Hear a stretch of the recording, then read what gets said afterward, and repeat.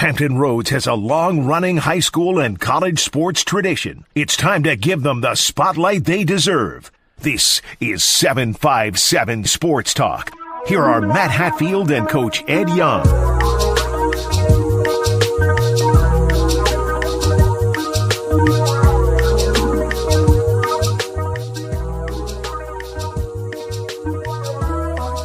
Oh, it was jumping in Norfolk on Friday night. What a doozy it was in overtime. The Norview Pilots outlasting the Lake Taylor Titans, who are no longer unbeaten, 73-66. And you'll hear some sound from that game. You'll watch the game-tying three-pointer from Keon Fats Mitchell, who had 34 points, 13 rebounds, and 7 assists in a very memorable Eastern District battle, which takes us back to many, many moons ago when a guy that used to wear a blue suit and roam the sidelines for the Pilots of Norview, my co-host, the guy rocking the BCAV shirt today for the Basketball Coaches Association of Virginia, and the head man of the Smithfield Packers, who went from a winning streak last week to a losing streak this week. He's known as Edward V. Not in victory this week, Young. Good morning, sir. How are you today? Not in a good mood today whatsoever. Lost our second in a row. After winning 4 in a row, got off to a horrible start against a very good Lafayette team last night. I think we were down, 8 or 9 or 10, something like that. And the first quarter, we played him even the rest of the way, but their big boys inside just were too much for us to handle. And we didn't do our assignment. 100% our fault. Once again, they didn't do anything that we hadn't seen. But those two big fellas, Tim Burton and Jason Hampton, who did not play the first time we played them, made a big, big difference. Tim is 6'7", Jason's 6'6", about 300-pound football player. Ooh. And he moves bodies. And they just didn't do our assignment, Ralph. So after winning 4 in a row, last 2 in a row, we're off till Thursday. We'll play Bruton Thursday.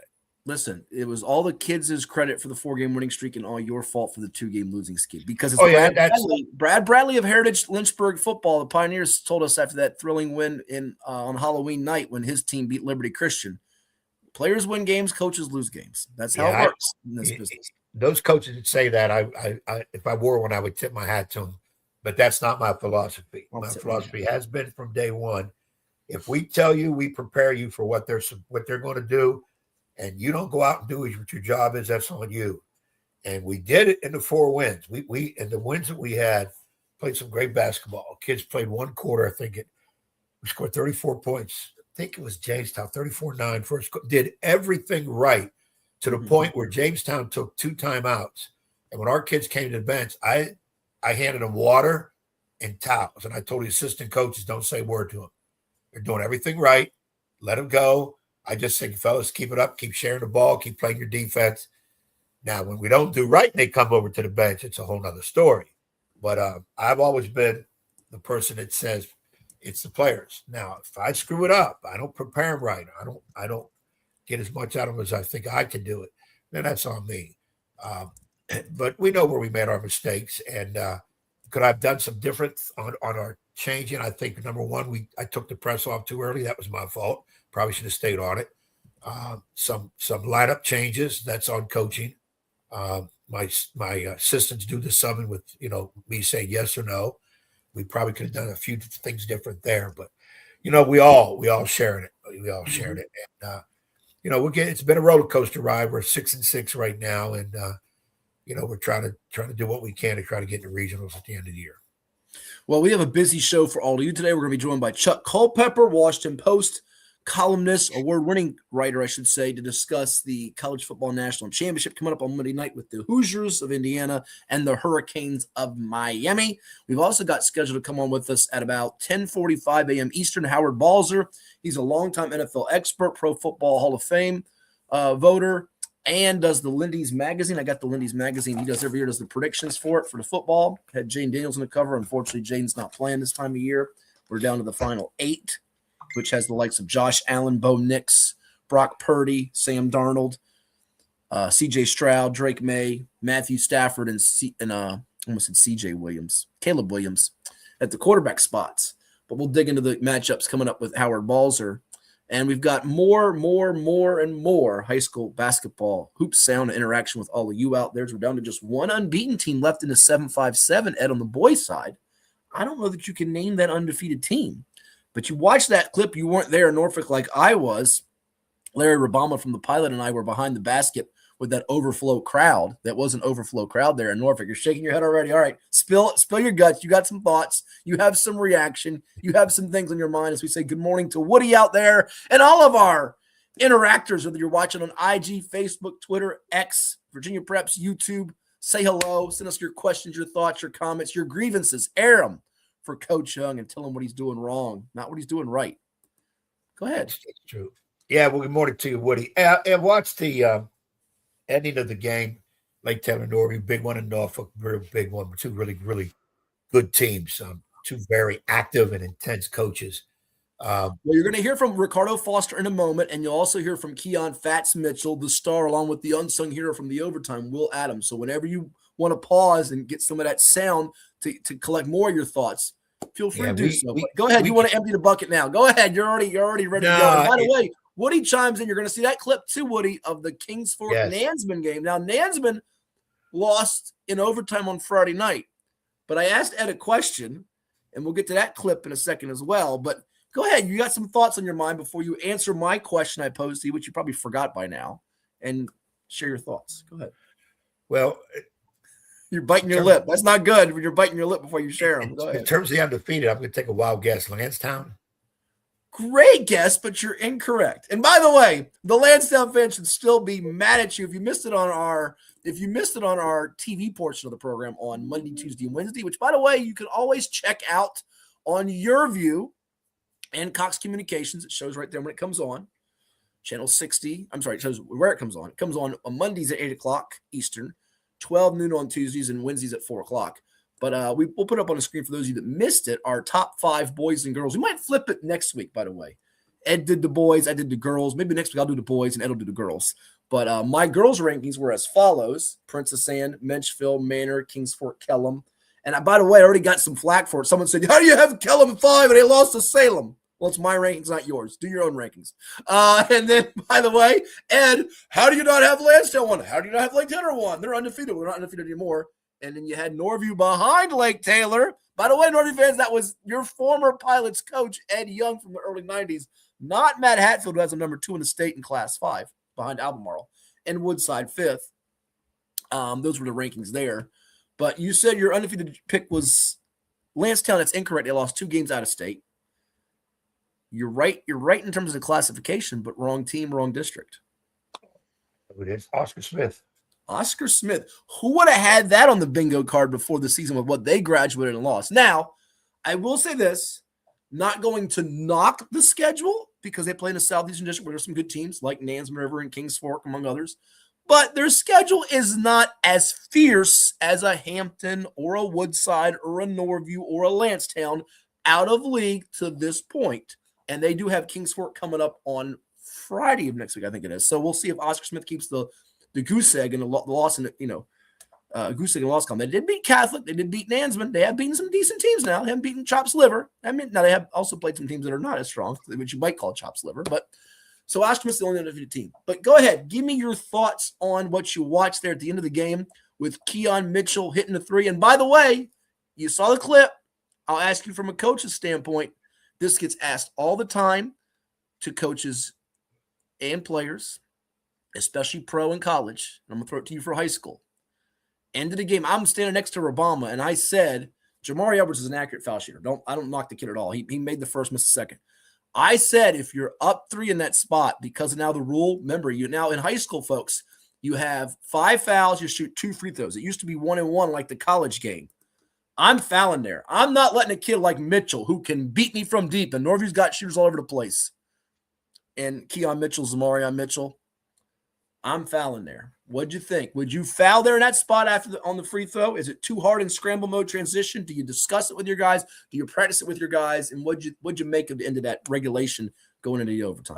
Number one, you got to practice it. You can't just make it up in the huddle. I think that's where you have more issues come up. You practice that. If you're down 3, you're up 3, you don't want to chance. Keon Mitchell can hit from 25 fairly easy. Unless you really believe in your defense, go ahead and foul, even if they're going to shoot 2. Now, you're going to have to make sure you get the rebound if they miss, or you look like Play-Doh. You're gonna you got Play-Doh back there, don't you? You got Play-Doh back there, don't you? Yeah, I do somewhere back here. I think it's up here somewhere. All right. There it is. I see Play-Doh. Let's zoom in, folks. There's the Play-Doh. You look like Play-Doh. There it is. There we go. We got it. That's your sketch. Magic 8-ball that always helps me with my questions. All right. There you go. So, I mean, you would do that. A lot of times you don't see so much on the high school realm of things. College is very much so. But on the high school level, you don't really see it as much. But I wouldn't have a problem fouling where I know they've got some shooting. You got to know in that situation, Keon Mitchell's getting the ball one way or the other. If he has to steal it from a teammate, he's getting the ball. And he's looking to put it up because he's a volume shooter. That's what he does. So you in that kind of situation. Now, I'm not going to knock a coach for not doing it, because if you don't, then you got to make sure you've got a man and a half, if not two, on that shooter, because you know he's going to do it. There's usually somebody on that court of those 5 guys who you can pretty much leave open. He not getting the ball. B, if he gets it, he's not shooting. So you can get away with that in high school. College, I'm not so sure you can, because most of the guys on that court probably will be able to score it. So it is a strategy move, and it depends on individuals, what they really believe and what they think. A lot of times is the timeout. Should I hurry up and call timeout?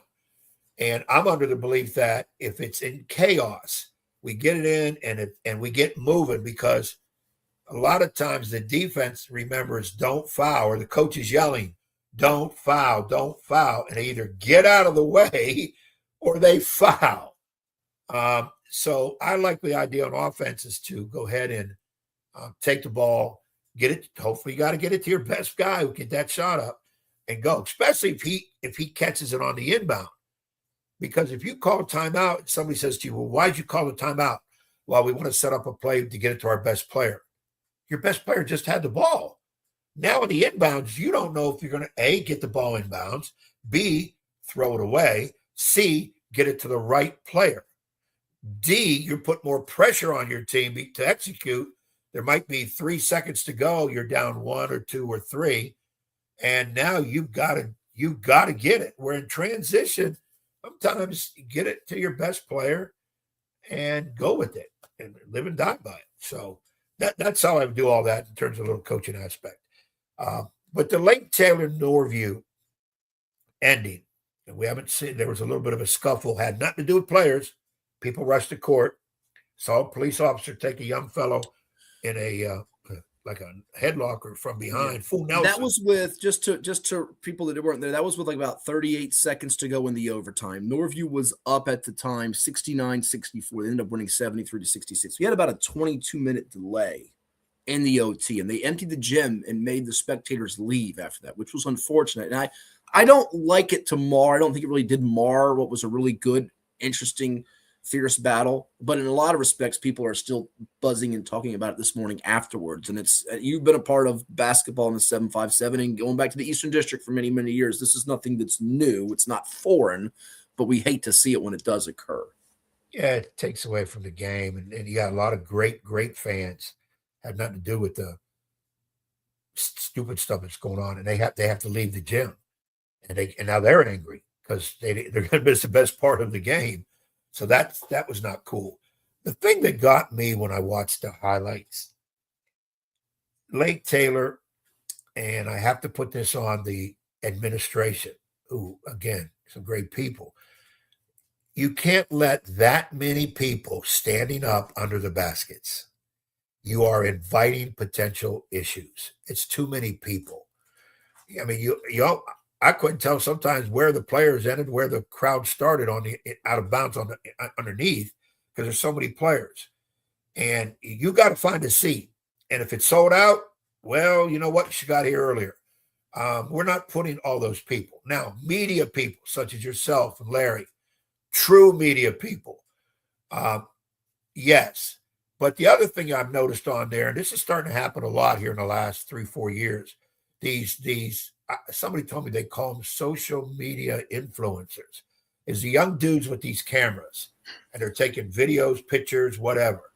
Okay, that's nice, but you don't stand along. You sit in the crowd and take your pictures. You're not true media.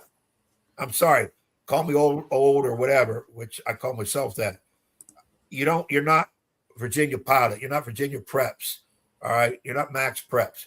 You have to be. You're not Cobra Sports TV. Okay, you're not somebody that has a legit show, radio show, whatever.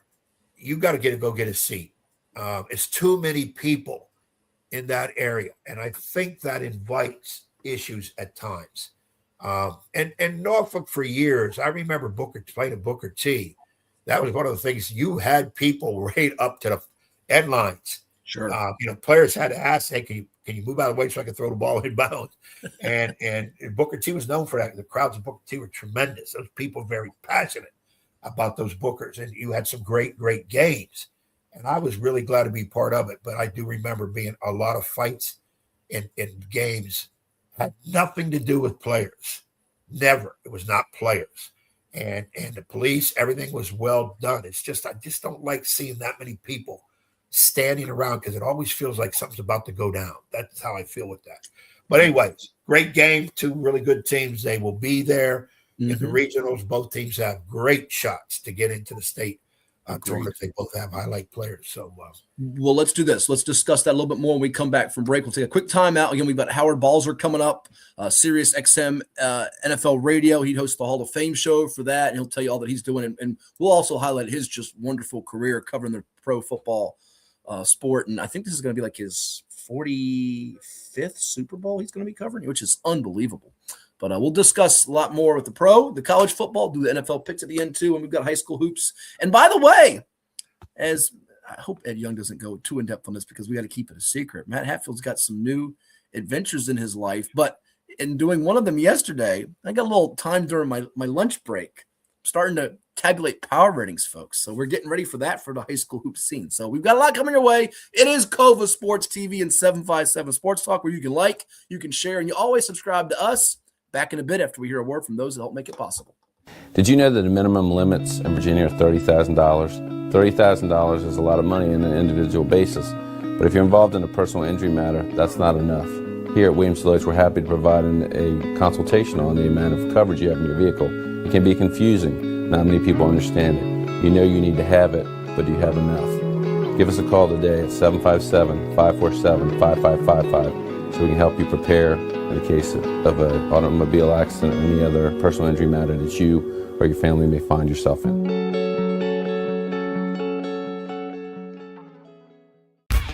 For any athlete, making it to the top sometimes comes with a few steps back. That's why there's CHKD Sports Medicine. Advanced diagnostics, treatment, and rehabilitation for sports injuries, just for young athletes like yours. What's up at DQ? Oh, just the best deal ever. The $7 bacon cheeseburger meal deal. Bacon cheeseburger, fries, drink, and a sundae. No time to be modest. It's all full size for just $7. Right now at DQ. Happy tastes good. Well, it's everybody's favorite time of year again. Time to prepare to make your annual donation to that infernal revenue service. And if you're like me, you need help. Help to keep that donation as small as possible. So get off your W-2 and call John Maynard at John's Tax Service. 455-6763. As a banker at Town Bank, we believe that people bank with people, not with banks. You're looking for an actual personal relationship, and that's what you get at our bank. You get that person that gets to know you, gets to know your business, is there for you. I think that is what motivates us, what drives us. And the idea that we are trying to serve others and enrich lives, I think is very true.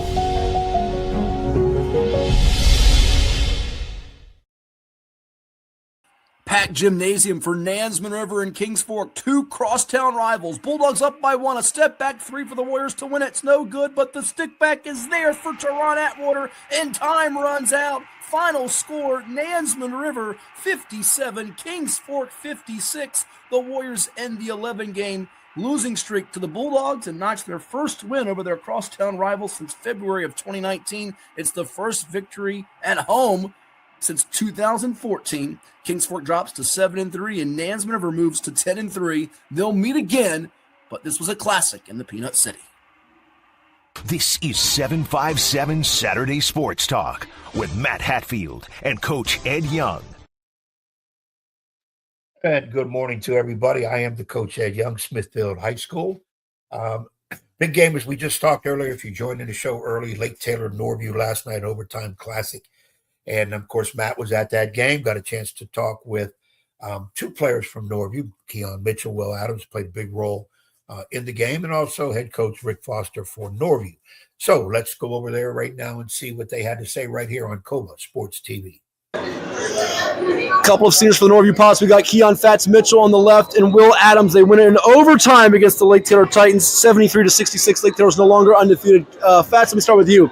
You knew coming in this was going to be a big hype game, crazy atmosphere. Game got delayed with a little bit of ruckus, if you will, in OT. But to win it the way you guys did, how does it feel to knock them off and keep rolling you guys as a team? It was a big win. Definitely to be the first team to get them an L, but we got more to do. I know you missed some key free throws, but your stat line was incredible tonight with 34 points, 13 rebounds, 7 assists. Jamari Edwards hits 1 or 2 free throws. Ball's in your hand at the end. Take me through what's going through your mind, the shot you saw and got to go down. They missed a free throw, and they was only up 3. I looked at Coach. I asked him, did he want a 3 or did he want me to drive? He said 3.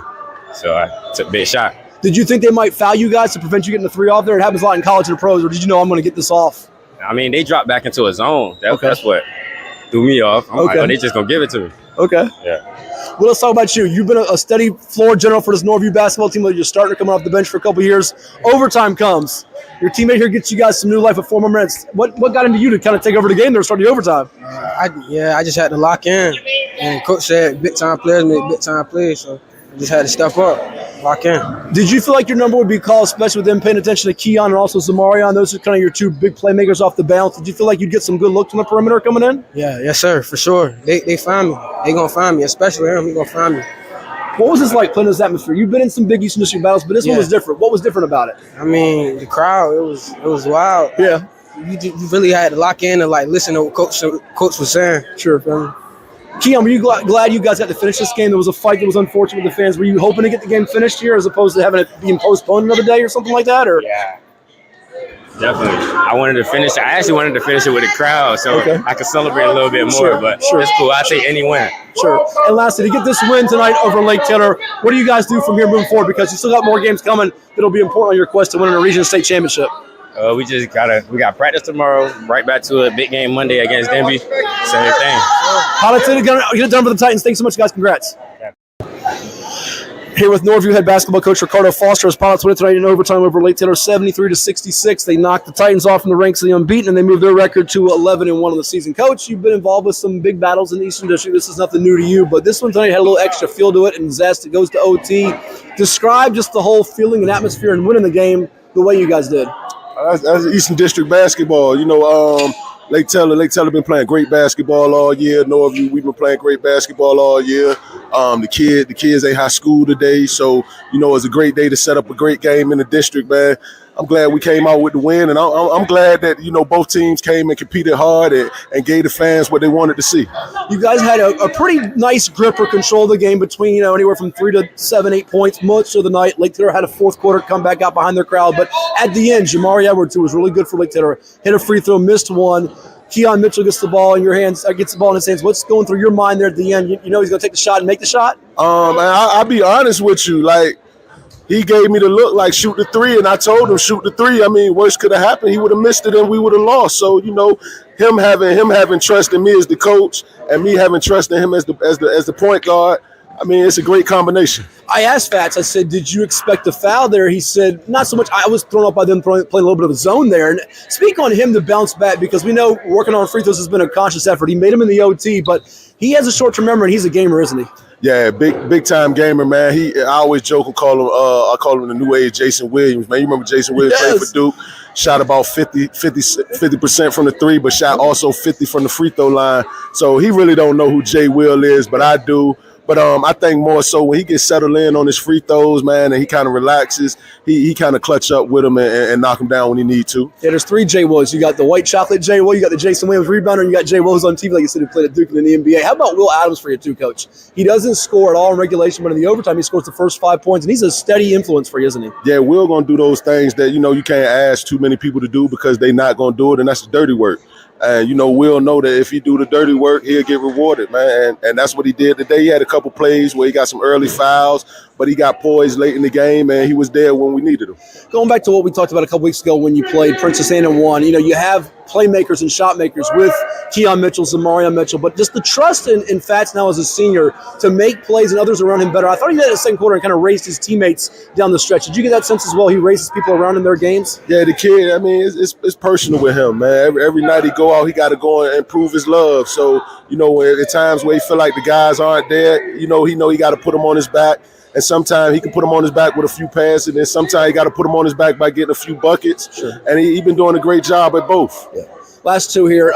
Take me through what happened at the end of the game, under a minute to go. Fans spun the court, a little bit of an altercation. How did you keep the kids' heads there? I know it's an unfortunate scene, but it's something that you guys wanted to power through and finish this game, right? Man, that's Norfolk, Virginia at its finest, man. Great basketball game, man.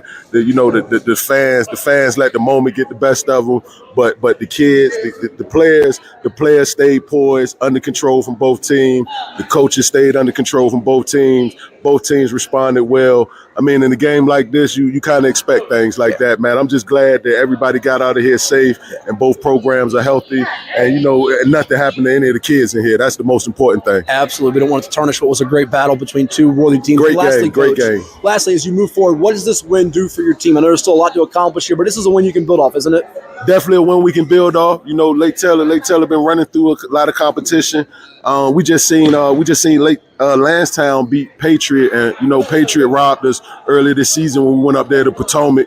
So we just want to get recognized with the top dogs in the area because we putting in work just like the top dogs putting in the work, and we just want to get recognized too. That's all.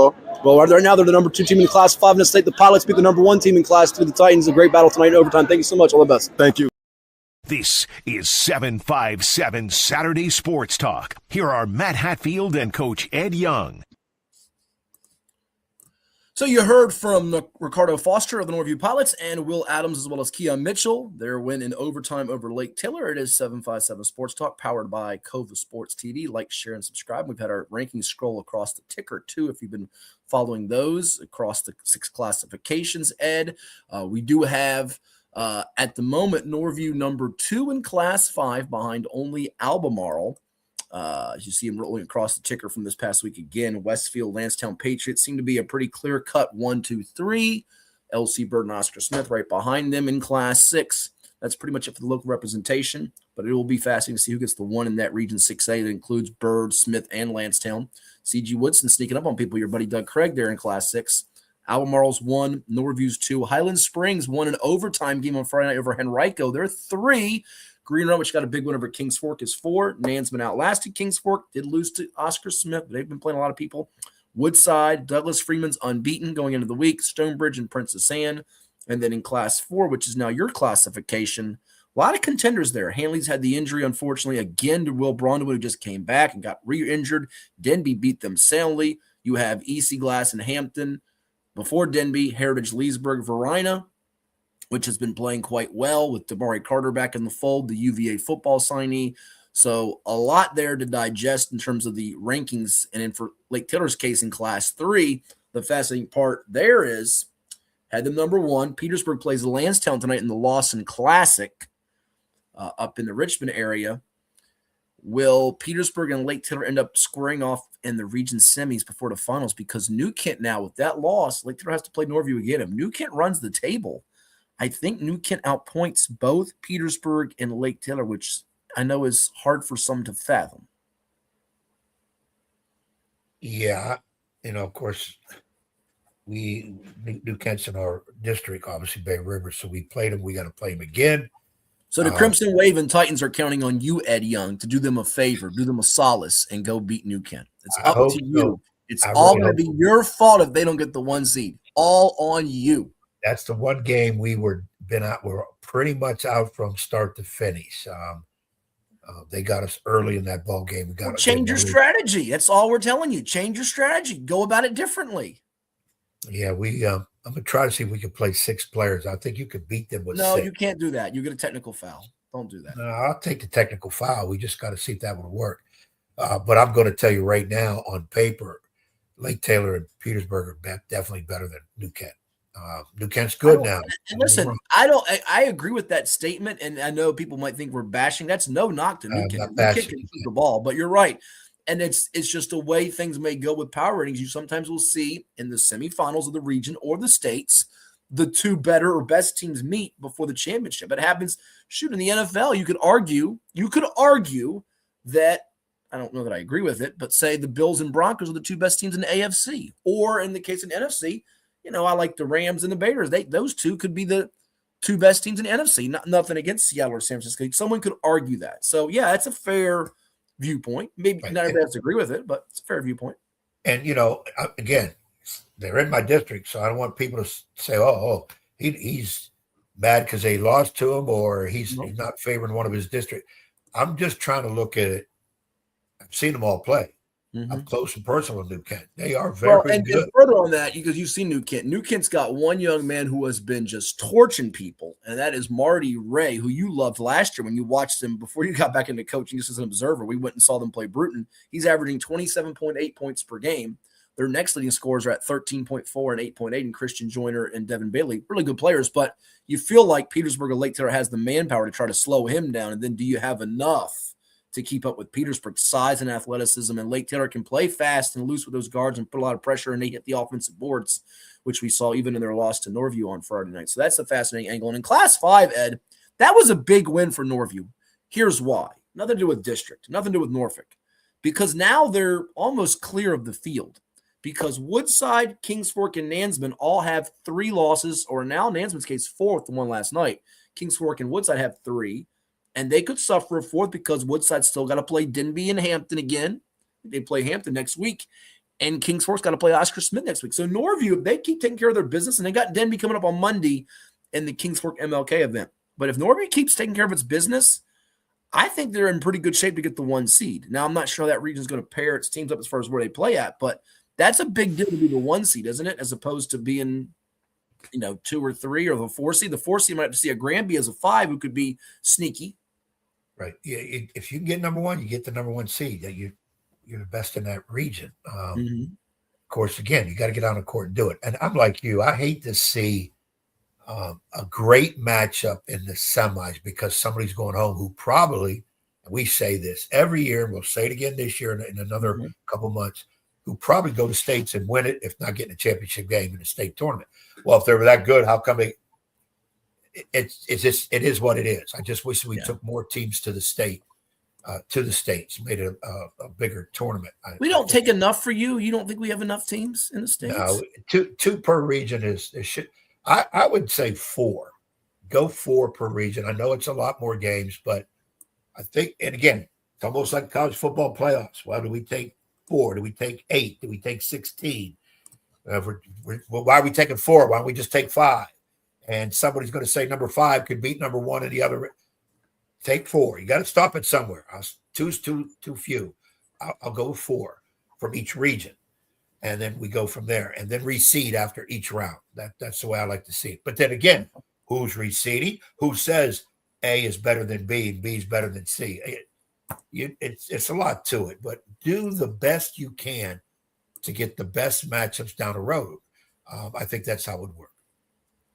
You're not playing Windsor, which, by the way, is on the lookout for a new football coach. Benjamin Du Bois announced that he has stepped down on Friday. We'll have more on that on VirginiaPreps.com. But what do you want to know? Talked with Ben last night. He will be coming on the show soon. He's got some irons in the fire. I'll leave it at that. Irons in the fire. So that means you've been scooped on something that I haven't. So how you dare have not been privy to things I know, because I've got people in good places. You got Woody, we don't play bad places too, but we don't play Windsor because we asked them to play and they said no. I would like to play Windsor, being that we're both Isle of Wight County teams. I think we would have good crowds for both games, but yes, we're 4A, they're 2A, and they elected not to play us, and that's fine. I mean, respect that decision 100%. It would probably be a situation where we play them 1 year at our place, 1 year at their place, back and forth. There's no need to play twice. They're not in our district. No need to play twice. And Bay Rivers has too many teams already, 20 games. I only have 3 non-district. I would not want to play them twice. I don't want to play anybody twice in a non-district situation. So that's why that's not happening.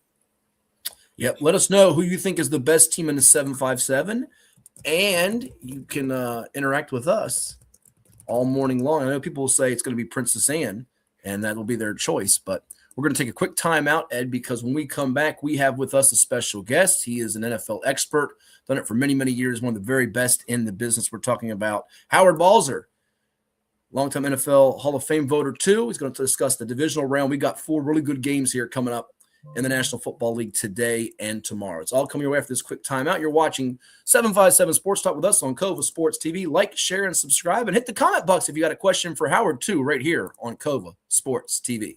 What makes a life a good one? Is it our adventures? Or the friends we find along the way?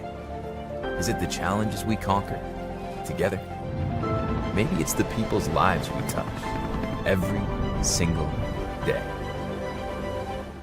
So, what makes a life a good one? You'll have to figure that one out for yourself. What is more? Is it more reps, more strength, more stamina? We say it's all of that, but it's greater than just what's in the mirror. It's about improving your mental and physical health. More is a feeling of achievement, fulfillment, confidence. It's looking better, feeling better, being better, and it's our mission to get you there. Because here, you are more. One Life Fitness. Portco is your local nonprofit organization dedicated to economic empowerment through employment for people with disabilities. We focus on abilities, not limitations, providing on-the-job vocational support. Find your pathway to employment. Contact us or learn more at portco.org. Well, it's everybody's favorite time of year again. Time to prepare to make your annual donation to that infernal revenue service. And if you're like me, you need help. Help to keep that donation as small as possible. So get off your W-2 and call John Maynard at John's Tax Service. 455-6763. Hampton Roads has a long-running high school and college sports tradition. It's time to give them the spotlight they deserve. This is 757 Sports Talk. Usually it's Hatfield. That's why I try to tell everybody, get on Hatfield. He is the legal scribe, the talking head that knows all this, puts the whammies on. We do things different on this podcast. That's why we're rated number 3 in the state. You got Play-Doh? Get out of here! We got people all over the globe watching with us. Sitting in a phone booth with you would be very... well, now, we got to have your own phone booth. I'm not sitting in a phone booth with you. It is 757 Saturday Sports Talk here on Cova Sports TV. Like, share, and subscribe. And now back to Matthew Hatfield and the evil basketball coach. Blast you, Ed Young!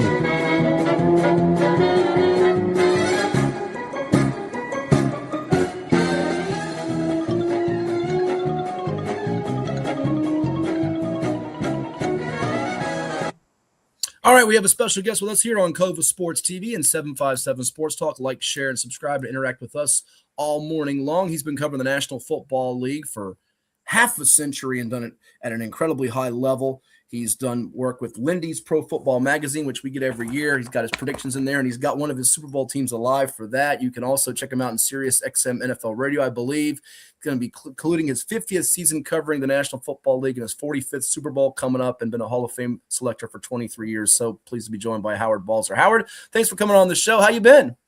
I've been well. I'm doing good. Thanks for plugging Lindy's there. And it's funny you brought that up because every year people say to me, well, you know, you've been doing this a long time. When are you thinking of when you're going to stop or anything like that? And I said, yeah, when I predict the 2 Super Bowl teams correctly in Lindy's and I get the winner, that's when I'll give it up, because I'll know I'll never be able to probably do that again, because it hasn't happened in the 33 magazines that I've been senior editor for. So that's my one thing. So it probably means that I'll just keep doing it until I can't do it anymore. Well, take solace in this. A, nobody's doing it better than you because everybody gets it wrong. And B, you've come close a couple of different times. You had Bills over Lions this past year, and Buffalo's still there. But these divisions, we talked about it last week on the show, Howard.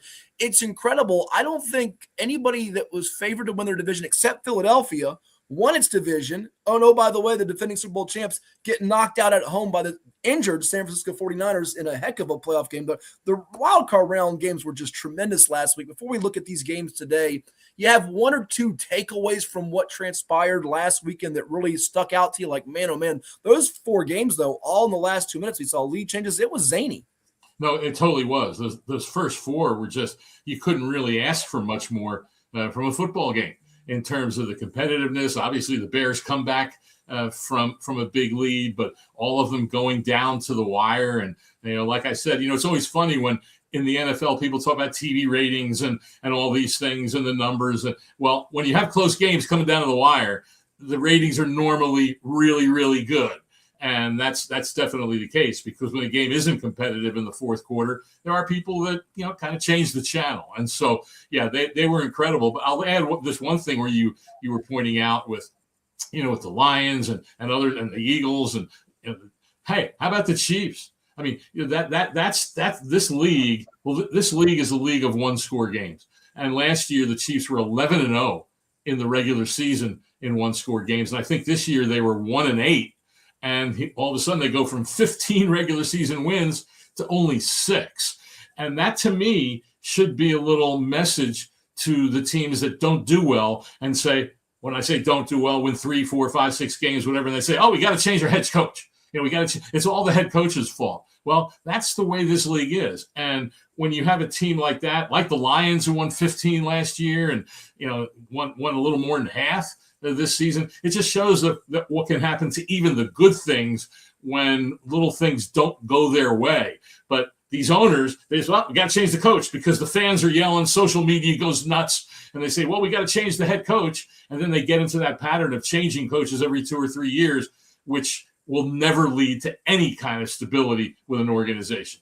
That's an excellent point, Howard, as I bring in my cohort, longtime basketball coach, but pigskin lover Ed Young, who listens to you and many others on Sirius XM NFL radio from time to time. That's music to your ears, Ed.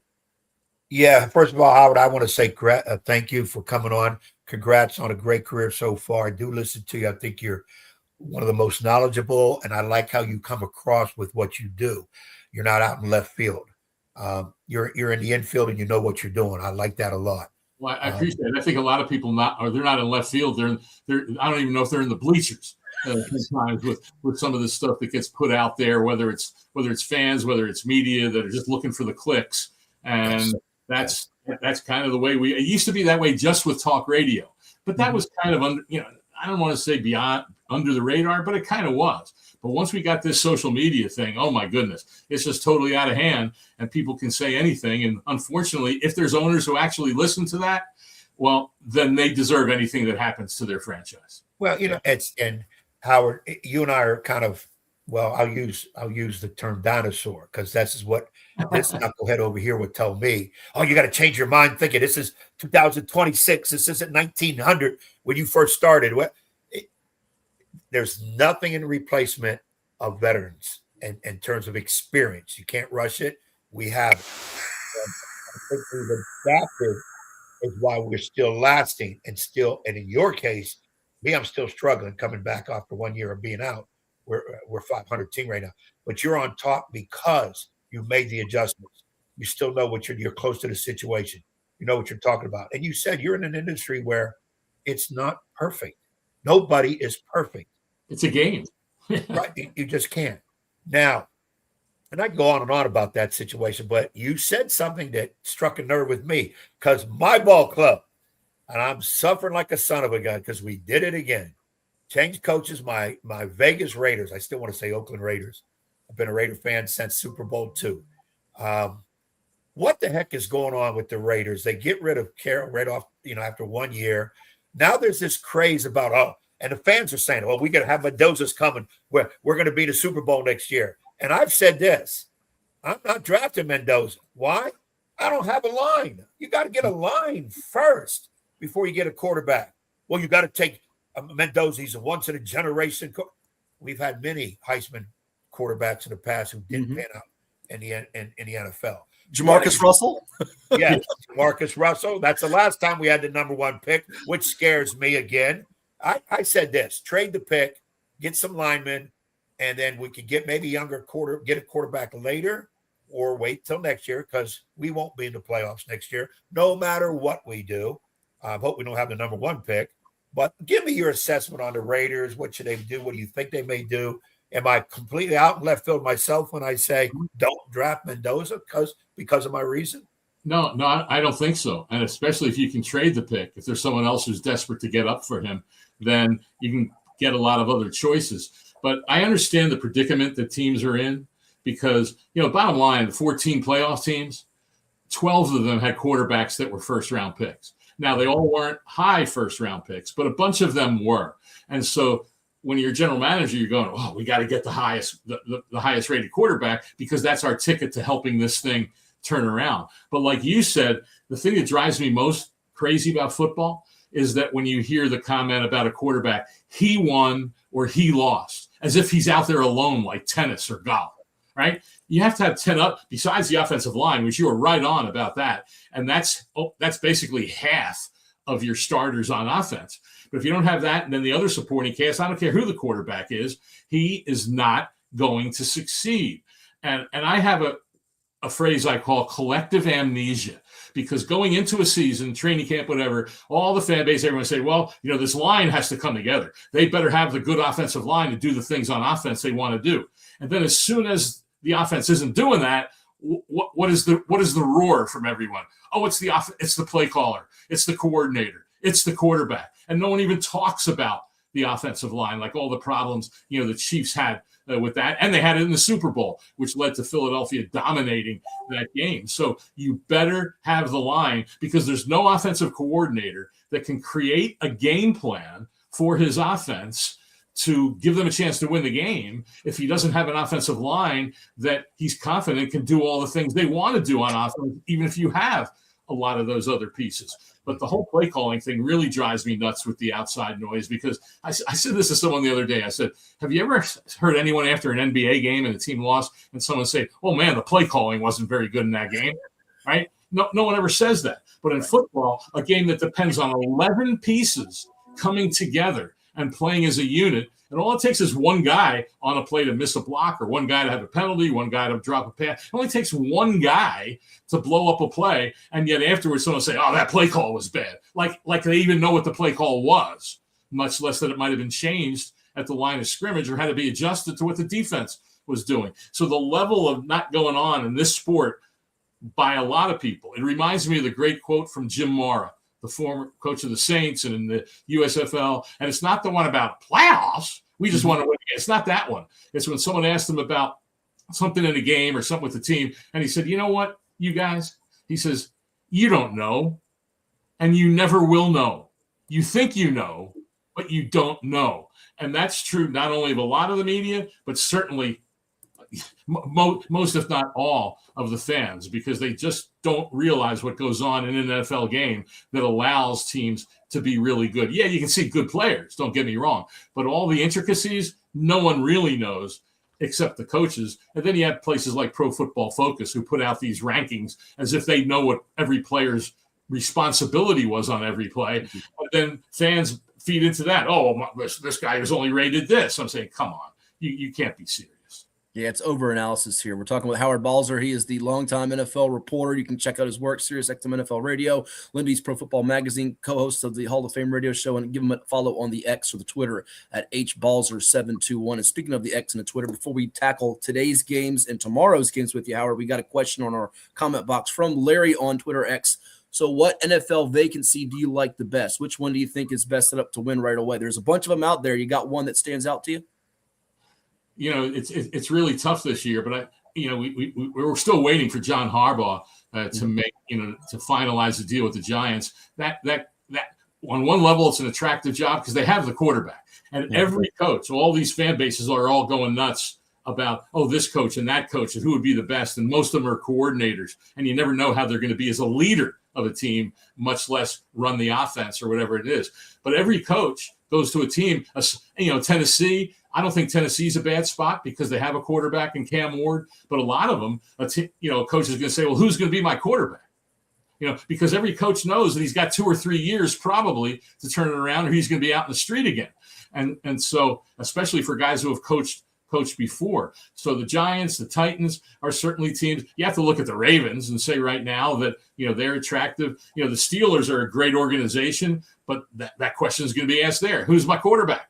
Right now, the Steelers might have a little more patience with a guy going in because that's their DNA. But a lot of other teams, that's not the way they roll. And so you've got to be really careful in this, especially if you've been a head coach before, because you're probably not going to get another chance in number 2 and even number 1. I mean, you want to, everyone says, well, it's great money. And if they fire you, you still get your money. But these guys are competitive. Competitiveness is in their DNA, and you want to win. You want to be successful. You don't want to be looking and saying, oh, my goodness, if this doesn't turn around in year 2, then all the fans are going to be yelling, up, here we go, got to change the coach again. So you've got to be really careful because most of these top quality look at Ben Johnson. He turned down opportunities because he didn't think that they were the right fit and the right place to go. And I always say this, I think it was Bill Cowher said on CBS in the last few weeks, when a head coach is looking for a job, the number one thing on his mind going into interviews is owner. And when you look at teams that consistently lose and are unstable, a lot of times, most of the time, it starts at the top. Bingo, no doubt about it. And speaking of Ben Johnson, Caleb Williams, that guy's been money in the fourth quarter with 7 fourth quarter and OT comebacks before. Ed gets to you about the Sunday games. What the Bears did, to Ed's point, what the Bears did in the offseason that I hardly see anybody mention is they totally revamped their entire interior of their offensive line. A lot of people don't even realize it. They traded for 2 guards and they signed a center as an unrestricted free agent, restructured the 2 trade contract, and they spent like $85 million of guaranteed money. And all of a sudden, the offensive line enables Ben Johnson to do what he wants to do with the Bears. Just how great that offensive line was with the Lions when he was there. And by the way, that offensive line last season with a retirement, some injuries and things like that wasn't what it was the year before. And look at that interior where the foundation is built. To your point, Howard, Frank Ragnow's gone from the Lions, and look how it just disintegrated for them up front and through their offense not being as lethal. Before we get on that Sunday matchup, though, with Bears, Rams, and also the game with the Patriots and the Texans, the games for today, you have the Bills going to Denver. You have the Niners going to the Seahawks. We saw 4 to 6 road teams win last week.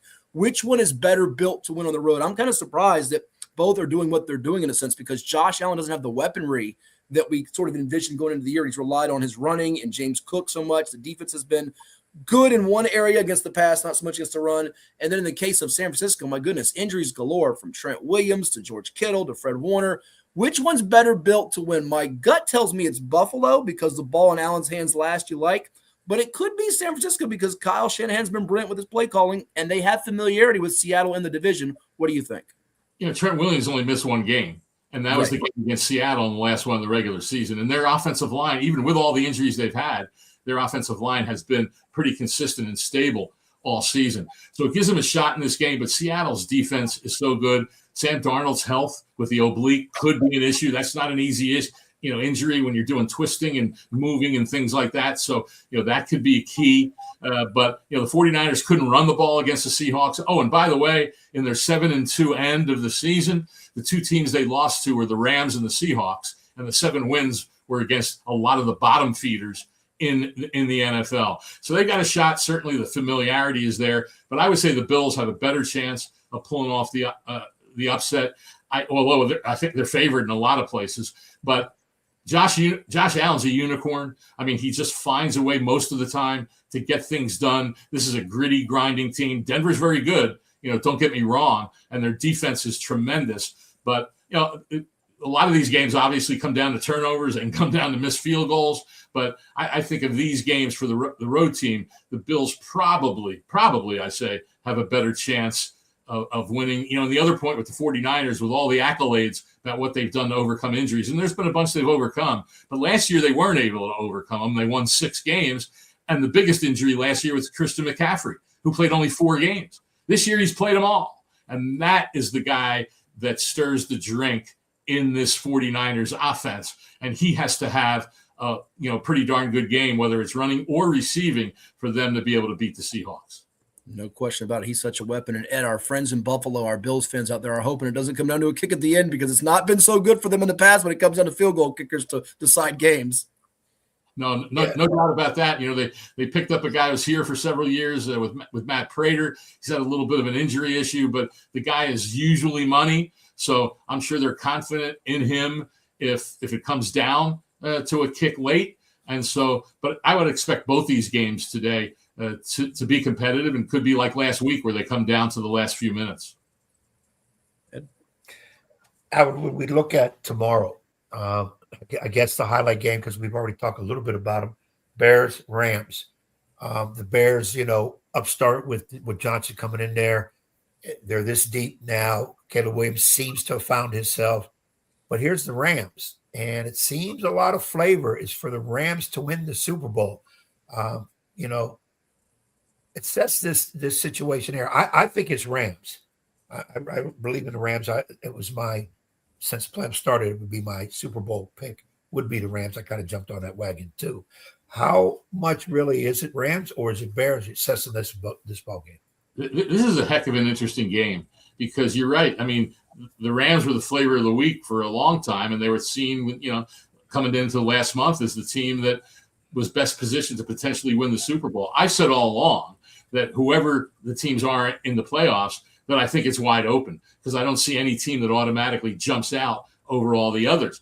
Some have a good offense, some have great defense like the Texans, and they're going to have a battle with the Patriots on Sunday. But with the Rams, they didn't play that great down the stretch. And it's hard to pinpoint a reason. Some of it was turnovers. Some of it was just, you're playing good teams. And that's the thing. When you're in the playoffs, you're playing other good teams, obviously.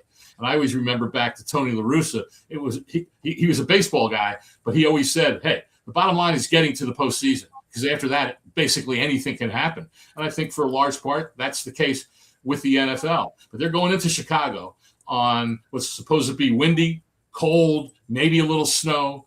And the thing is, though, you can see the Rams getting out and playing well and having a lead, but you can never count out the Bears. And we've seen that enough times to know that this has been a great come from behind team. And so that's what makes this one very intriguing to try to analyze and to say it comes down to this. And I always ask this of people. Would you be surprised whoever won any of these games? And if you say no, then that just tells me, well, there really isn't a true favorite. You had a great stat real quickly before I let Ed finish up with you on the Pats and the Texans here, Howard, about on your Twitter feed. They can follow you on X at HBalzer721. The final composite divisional records. And NFC West was tops at 41-27. Then it was NFC North and then AFC East at 36-32. It's actually possible, Howard, we could get an all AFC East and an all NFC West championship game in each league if you get Rams versus the Niners, Rams versus Seahawks, and you could get Bills Pats. It's possible we could get those third meetings for the conference titles, right? No doubt about it. And the NFC West has always been one of the tougher competitive divisions in the NFL. Last year, and I think the Rams and the Seahawks have kind of taken people by surprise, and even the 49ers for that matter, after people talk about, this was a rebuild, a retooling year for them. And I never bought into that at all.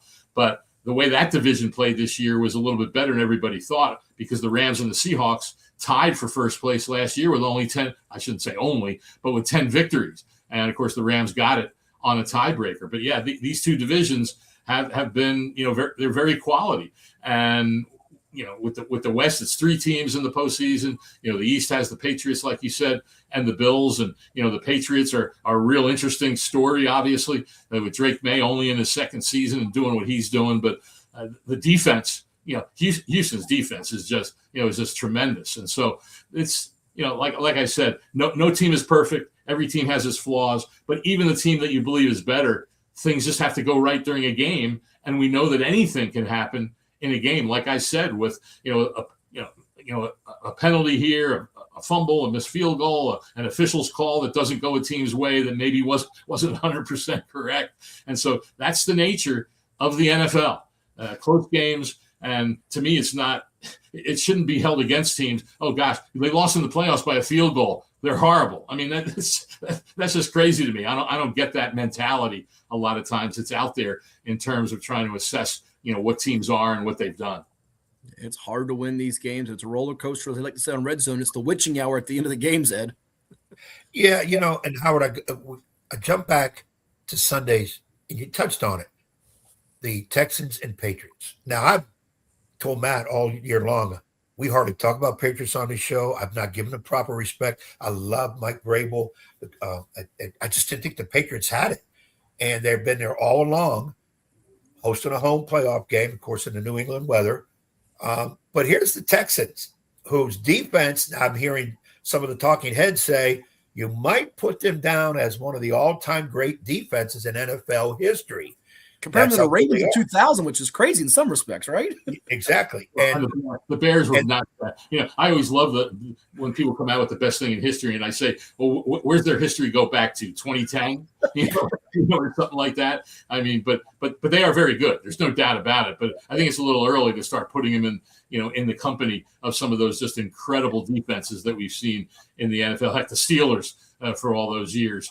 When we won 4 Super Bowls. I mean, that defense was just, don't have to say how great they were. And you have to do it for a number of years. But, yeah, this one is very good. There's no doubt about it. And it's what gives me the tendency to say I like the Patriots in this game, mainly because I think the Houston's offense has some issues right now. And Nico Collins is not going to play. He's the best target on that team for CJ Stroud. They can run it a bit, but it'll probably be a low-scoring game. And that's the thing about a lot of these. If it's low-scoring, then even if your offense isn't playing great, you're still in the game in the fourth quarter. And I'll give you another stat. Close to 70% of the games in the regular season. That's a lot of games when you consider the teams that ended with with bad records. 70% of the games in the NFL during the regular season were one-score games at some point in the fourth quarter. And that's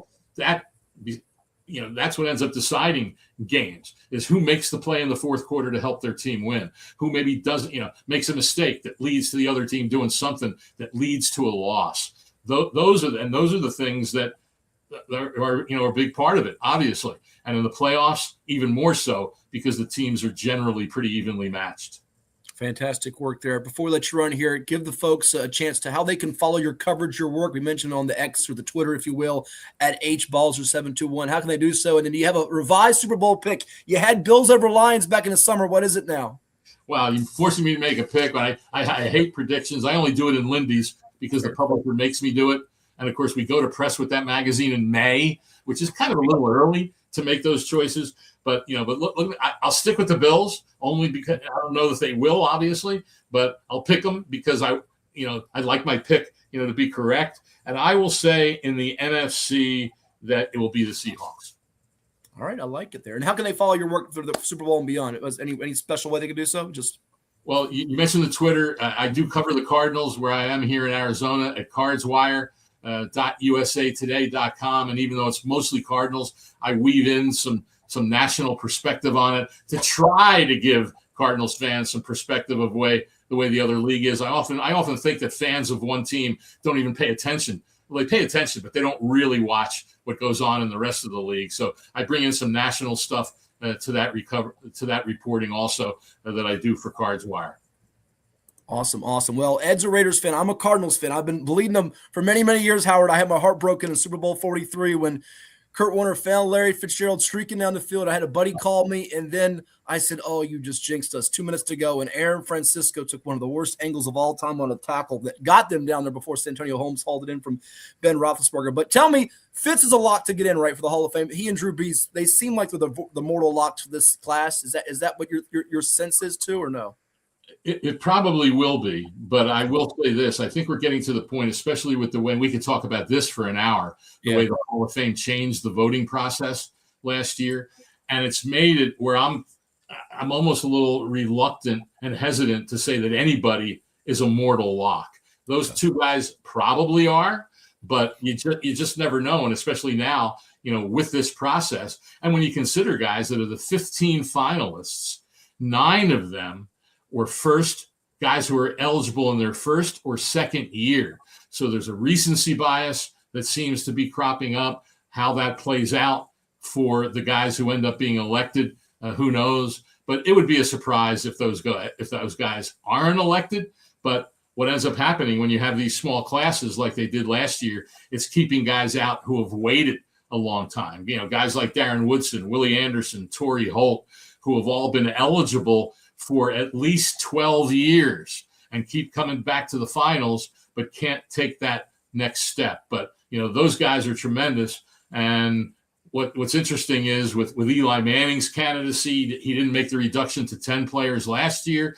We'll see what it is, this year. Ben Roethlisberger comes in as a first-time eligible next year. So as you get more of these, excellent first-time guys, it just makes it difficult for everyone. And, there used to be a thing we called the mic drop, where when it was Peyton Manning or Jerry Smith, the guy who presented him would stand up, holding the microphone, and say, "I present Jerry Smith for enshrinement in the Hall of Fame," drop the mic and sit down. And then the guy leading the discussion would say, anyone else, anyone want to talk? And no one would say a word.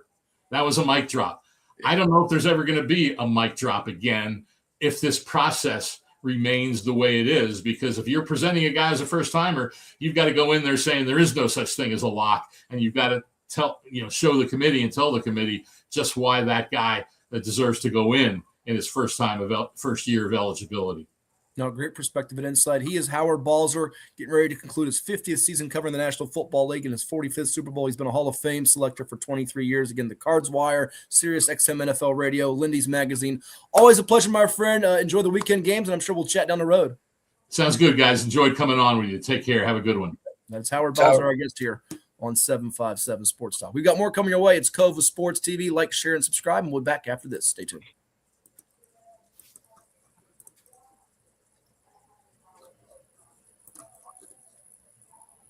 What is more? Is it more reps, more strength, more stamina? We say it's all of that, but it's greater than just what's in the mirror. It's about improving your mental and physical health. More is a feeling of achievement, fulfillment, confidence. It's looking better, feeling better, being better, and it's our mission to get you there. Because here, you are more. One Life Fitness.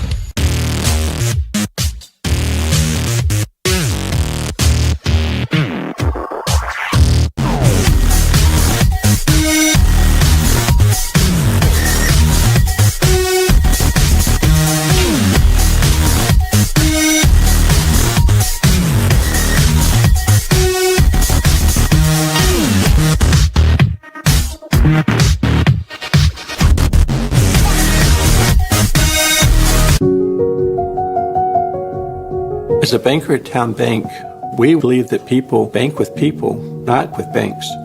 You're looking for an actual personal relationship, and that's what you get at our bank. You get that person that gets to know you, gets to know your business, is there for you. I think that is what motivates us, what drives us, and the idea that we are trying to serve others and enrich lives, I think is very true.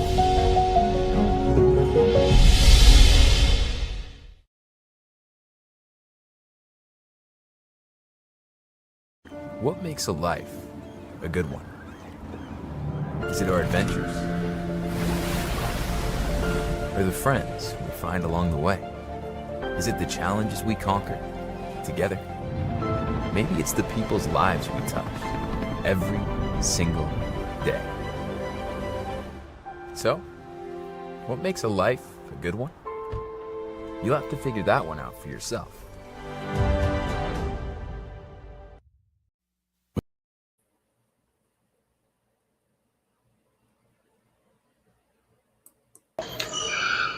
All right, here with Green Mountain head basketball coach Kenneth Harris. The Stallions win at 63-51 over Kings Fork here at the MABC Showcase Nightcap. Coach, it was a good battle throughout. You were down 3 after 1, got the lead. It was a 1-point game going into the fourth, and you outscored them 24-13 in the fourth quarter. What enabled your finish? Is some of the championship pedigree you gained from a season ago, you think? I mean, our kids definitely refuse to lose. But, the one thing is, we've made adjustments and me started trusting other kids in crucial moments when I wasn't doing at first. So, I think that helped. And, towards the end of the game, I felt like our defense picked up. We were rebounding better. And, Kings Fork going to come with it. And we wanted to wear them down. And I felt like we were wearing them down and making them work to get a basket. And one of those adjustments going back to the lab was after your loss to Lansdowne, you insert Xavier Cleveland's little brother, although he's not really little, Quavon Cleveland in your lineup. He has 8 blocks against Bayside. Tonight he changes some shots, early gets a couple key blocks. What's that done for your rotation and your group in general? Man, first of all, the kids love Quay, and I think he's brought excitement. They cheer him on, and like you say, he's a presence in that inside, and we were missing that. He's rebounding the ball. I tell him, man, go hard for 2 or 3 minutes, and we'll give it. And then I come in with the other big and Jalen. So, we've decided to play big right now, and I think it's gonna. I'm hoping it works, and I hope we keep going. But if we got to go small, we'll do it too. But like I said, I'm trusting guys now. Yeah, you bring up the Jalen Johnson Truman for you in the pin as well. What's it done for Xavier Cleveland? We know him as a football standout, going to Virginia Tech. He has 19 points tonight, MVP honors. What's it done for his game? People can't just focus on him exclusively in the paint? Oh, and it helps a lot with Xavier and Elijah and Dejour. It helps a lot with playing those bigs, because now you got to focus on, you can't just box Xavier out. You got to box 2 or 3 of them out. And it also gets shots for Jews too. So, I think with the inside presence, it does help everybody. You bring up Burrell Williams and Elijah Ellison, Jules Hymans for your guys that were on your state championship team a year ago. How about your guards? People know about you graduating Cash Jackson and David Trey Miller, a couple All-State guys. But down the stretch in this game, Malik Gooden for you made some key plays, as did Kevin Whaley Jr., KJ for you, son of a former football standout in the area as well. Those 2 guys have been through the wars, and it showed tonight. So, it's a work in progress, man. These kids, their roles changed. When we were before the season, we told them, without Cassidy and without David Miller, with Trey, man, we need to find leaders. And now before the games, I tell KJ and Malik, y'all got to do more talking. Y'all got to be leaders out here, whether you playing good or bad. So that's one thing that's happening. And we're still learning, and we're still trying to figure it out. Sure, last 2.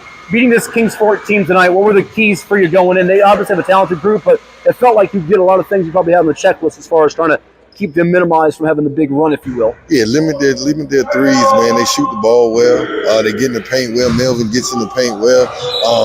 And be physical. That was our goal, to be physical with them today. Lastly, in Class 5 Region A, it remains to be seen if you get the number 1 seed, but you are coming off a state championship run. You've won region championships here. You have a target on your back, being Green Run now with that. Do you embrace that, enjoy that, and how do you go at it this year with this group? Maybe not expectations for some, but Green Run does have an expectation to compete for a championship. We definitely have a target on my back. I've noticed that every game we play in. I enjoy it. That's what we coach for. When I come out, and even when we played Lansdowne and I see the crowd, and playing against Dane, I embrace those moments, man, because they don't last forever.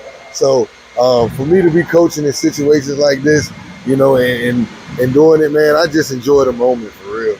I'm a competitor, so I'd rather be competing. And I know every coach that I'm like, even Coach Height, they come into play, so I enjoy those competition moments. And he can't wait until Noah Harris arrives at Green Run. Thank you so much on the win. We'll see you soon. Noah Harris will be here next year, but we got a lot more coming with him. All right, congratulations. This is 757 Saturday Sports Talk. Here are Matt Hatfield and Coach Ed Young.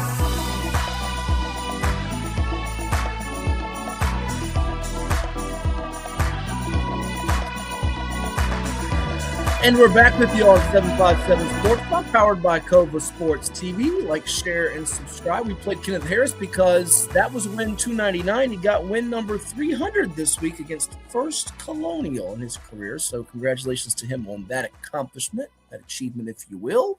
We've got coming up in just a few minutes, Chuck Culpepper, the Washington Post, will stop by to discuss the College Football National Championship with the Hoosiers of Indiana and the Hurricanes of Miami. Big one coming up on Monday night. But before we bring in Chuck, and I know Ed's got to take a quick moment to take care of something, so I'll talk to Chuck here solo. You got a quick thought on the championship game, Ed, before we go to break? Indiana-Miami, I know you've looked at this game. Who's going to win this game? Your thoughts on this game? It's going to be interesting to see what plays out Monday night. We have a lot of local flavor, 757 style, with LeBron Bond, wide receiver from Maury, running back Kalon Black from Salem High and Virginia Beach, who's gotten a little more playing time. Bond's a true freshman. Black's been, in the program and was at JMU with Kurt Signetti, among others like Stephen Daly and Tyreek Tucker and Aiden Fisher, the leading tackler on the team at the linebacker spot from Riverbend High in Fredericksburg.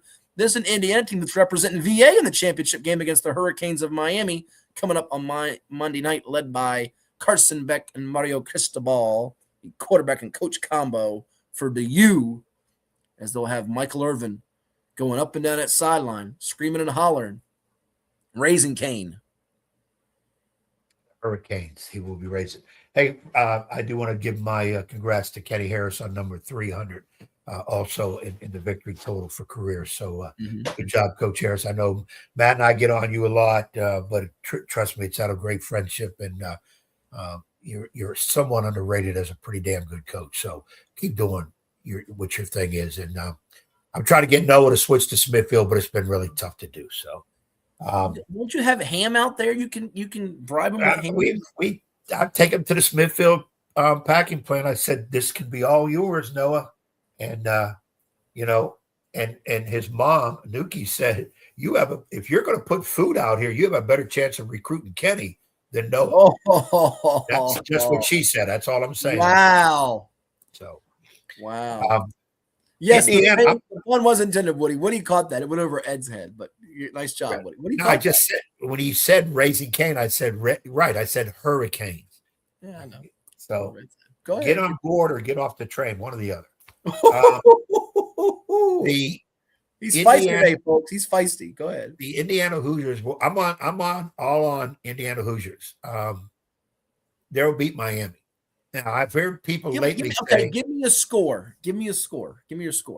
And if you're out there watching with us on IG, X, Twitter, Facebook, we want your scores. Give us your score. In fact, like we did in the old Virginia Preps Classic days, we're not doing one this year. If you get the score on the button, on the nose, I will send you something. I can't promise what it is.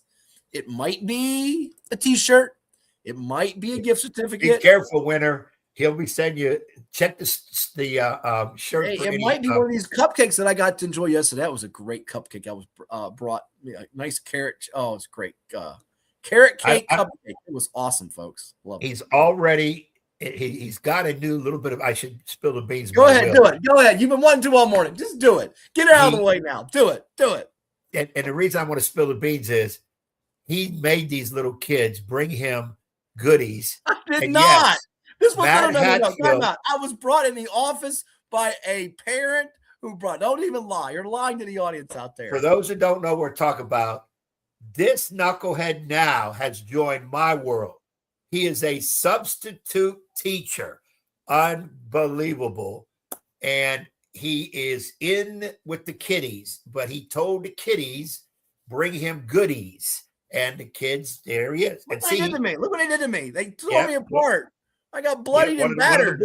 I told him he was going to have a bully in one of the classes. And this is what a kindergarten kid did to him. A kindergarten kid. Yeah. Took Matt down with a pow. In the library. Well, in the library. Gave me a couple knocks. Yeah. Unbelievable. He has now joined what I am. I'm a substitute teacher at Smithfield after 42 years of being regular teaching, so to speak. So it's now not that hard, ladies and gents. Ed gets up here and moans and belly aches. It is, like I said, it's a piece of cupcake. It's an easy gig. Yeah, that's because you haven't been. I can't wait to see you substitute in one of the Norfolk schools. That's what. No, I'm only in Virginia Beach right now. That's where I live. Where I reside. Okay. And the folks at Virginia Beach Public Schools are fantastic. I got to shout them all out, from David Rhodes and Dr. Robertson on down. No, I'm not kissing Fanny. I'm just saying they take care of me nicely. That's all I'm going to say. Good people. Indiana will beat Miami. I'm going to go 30-21. What was your score? 30-21 Indiana. 30-21 Indiana's your pick. Now, everybody's starting to get a little hostile about, wait a minute, Miami's playing at home. Well, that's where the game was already set up. So get over that part. And we'll bring this up with Chuck. The game's going to be like a home game for Indiana, though, because they're going to have so many fans in their alumni base, which is out the wazoo. You will have more red in the crowd than you will have Miami orange and green. It's going to be out the wazoo. And Miami, at the end of the day, you got the Hoosiers making the Canes look like me, is what you're telling me. Yeah, that's what's going to happen. That's what's going to happen. And Miami does not, I don't think their crowd base in Miami is as good as what University of Indiana does in terms of backing their team. University of Miami sports traditionally does not have they have a very passionate fan base, but it's not a bigger fan base. That's just the way things go in Miami. it's kind of a different vibe in that city. They'll have their people there, and Miami is very good on the field. That defense that's the Houston Texan defense in the college level. They're quick up on the line. They're great in the corners, and they can put some points on the board too. I just think it's Indiana's dream season. That's just how I look at it. They execute all the way around. They play so well together. Signetti's done a tremendous job. I think they top it off with a national championship. All right, so there you have it. Ed's got 30-21 in favor of the Hoosiers. I'll wait and give you my score prediction at the end of our show. We do the NFL picks. And by the way, Ed will crow. He's 2-1. I'm 1-2 after one round of NFL playoff picks. Never mind that I had the best regular season total by going 500 at 27-27. Ed's 22-32, while Bruce was in the middle at 24-27. But Mr. Pearl was a perfect 3-0, baby, in the round one of the playoffs. So Bruce is the leader in the clubhouse, 3-0. He had Bills, Pats, Texans. He's stuck in the AFC and had winner, chicken dinner. All right. Ed's got the dog wanting to go out. He's also got to take care of a quick meeting. I've got coming up when we return, Chuck Culpepper, the Washington Post. So delighted to talk with us about the Hoosiers and the Hurricanes coming up on Monday night in the College Football National Championship. You're watching Cova Sports TV. Like, share, and always subscribe. And we'll be back in just a moment. But we got to get some Chicho's Pizza in before we have Chuck on. So stay tuned. For any athlete, making it to the top sometimes comes with a few steps back. That's why parents count on CHKD Sports Medicine, advanced diagnostics, treatment, and rehabilitation for sports injuries just for young athletes like yours. With convenient locations across Hampton Roads and a whole team of experts here to keep your favorite player at the top of their game. CHKD Sports Medicine. Learn more at chkd.org or call the CHKD Sports Injury Hotline. Cova Painting. We don't just paint, we transform spaces. Visit covapainting.com or call 757-550-7357 and mention the Sportsplex for 10% off of projects over $1,000. What's up at DQ? Oh, just the best deal ever! The $7 bacon cheeseburger meal deal. Bacon cheeseburger for a limited time, plus fries, drink, and a sundae. Yeah, this is not the time to be modest. It's all full size for just $7. And there's bacon on that burger. The $7 bacon cheeseburger meal deal. Now, for a limited time on the $7 meal deal lineup. Only at DQ. Happy tastes good. What does happiness mean to you? Being in the ocean with you, watching you catch super fun waves. In Virginia Beach, happiness is breaking barriers and savoring the sunshine. I couldn't pick a better place or a better person to be with. This is what makes me happy. Happiness is going all out. And taking it all in. Here, happiness is whatever you make it. Find yours in Virginia Beach.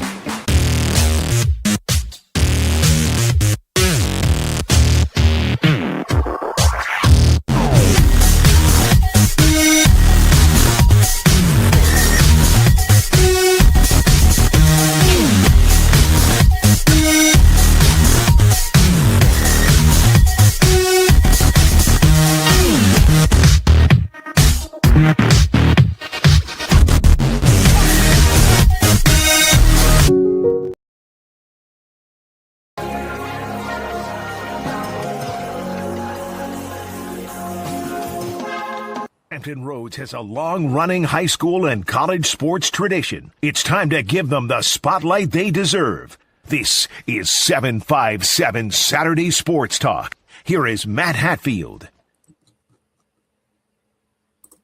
And we'll welcome you back to 757 Sports Talk, powered by Cova Sports TV. Like, share, and subscribe, and interact with us wherever you are, as we now are joined by a special guest. He is the decorated columnist for the Washington Post. He covers everything for the Washington Post, from college football and college basketball to tennis, golf, everything in between. He got his start, of course, doing a lot of work in the 757 Suffolk Sun many, many years ago. He is the one and only Chuck Culpepper. Chuck, thanks for stopping by. Big championship game on deck, Indiana and Miami. You'll be there to cover it with the Hoosiers and their Hurricanes. A lot of fun in store, it looks like. Yeah, good morning, Matthew. I think out of the 12 championship games in the playoff era so far, this one is, I think, the most exciting in the run-up. I think everyone's like thrilled to see sort of what's going to happen, especially with this still somewhat of a mystery team, Indiana, that's just rolled over Alabama and Oregon by a combined, I think it was 94-25 in the two playoff games. So there's a lot to it. And I think it being in Miami adds something further. The other time a playoff title game was in Miami was the 2020-21 COVID year. So it wasn't not a real one. So I think there's a lot of people are distraught because it's only 65 degrees. But other than that, I think it's great. I know one of the things you love about sports, as do I, is the storylines. And you think about Indiana, and the first thing that pops to mind as well is basketball. The general, Bob Knight, the red sweater. We're talking about football here, not basketball. But to be one of the worst programs as far as winning percentage ever for FBS or Division I, and now have this incredible turnaround in just 2 years under Curt Cignetti, who's been bold, he's been brash, but he's backed it up here with the results. You think of these stories, Cinderella stories. I think of in pro football, Kurt Warner from stocking grocery shelves. You think of the New England Patriots a couple years later when they were an under 500 team, and they went on to win the first of many Super Bowls that they had with Tom Brady, then a fill-in, who became the man, and Bill Belichick as the coach. And you think of other team sports that are college basketball like NC State in the 1980s, Villanova shocking Georgetown. If Indiana does this, though they're the big favorite going into Monday night, which is rare to think about them being favored against Miami, which its history of championships from the days of Howard Schnellenberger and Jimmy Johnson and then Larry Coker when they had a great team in the 2000s. Would this rank as one of the best stories ever? Where would it place for you? Do you have a spot for it? I think it would be the best college football story ever. I think it would be more than a title. It would kind of find its way into, discussions among all sports and for where its prominence might be. I think it would be 16-0, which we haven't seen yet we've seen it in other divisions, but not in the top FBS. And I think your Rams Warner comparison is the very best one I've heard so far. I had not given that one thought. I was at a game in 1999 in Cincinnati between the Rams and Bengals where they were the two worst teams of that decade. And I think they were either tied or within a game of each other. And we were joking about this will decide who's on the bottom, and that's where the Rams were. And then, that same year, it kept going, and it was early in the season. I think it made them 4-0 or something. It kept going, and they won the Super Bowl. So I think that's a great comparison to sort of this, not just an afterthought, but something after an afterthought. Nobody thought about Indiana in this way at all. And to have them beat whom they've beaten, and,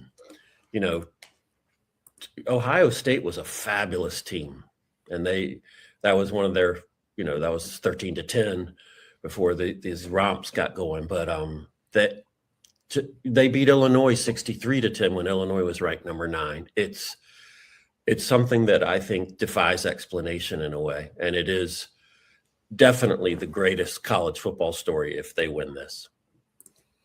Yeah, it's hard to argue with it. And, going back to that comp of the Rams and Warner, ended up doing a movie about it, American Underdog, and Zachary Levi playing Kurt Warner. And certainly the star characters, if they make this into a movie, which it feels it's going to be regardless of the outcome, you've got Fernando Mendoza, the Heisman Trophy winning quarterback, who's got more touchdown passes than incompletes in this playoff run. And then you have Curt Cignetti, the coach. I mean, I don't know if we're getting Billy Bob Thornton or Dennis Quaid or whoever. We joked Coach Juggle on the show last week who to play him in the movie. But this story is remarkable. On the other side, you have a pretty neat story too in Miami, which felt like, are they back? Mario Cristobal keeps deflecting. That question, whether it's posed by Scott Van Pelt on SportsCenter, whoever in the media, he hates it. But, in a lot of ways, the same type of approach and mentality as Signetti, 1-0. He's not the most friendly, smile, happy-go-lucky, easy interview guy, yet they're having a formula for success, and their line play is going to be a big deal in this matchup here, Chuck. Which more intrigues you? What Indiana does with its offense and throwing it with Mendoza and his efficiency, or Miami's physicality, because they ran the ball at will, and the numbers didn't probably fully tell the story properly, just how well they physically, it felt like, manhandled Ole Miss, a really good SEC team, in the semifinal game. What more intrigues you, the line play of Miami and physicality, or Indiana's ability to spread it out and Mendoza just being accurate, dink, dink, dink?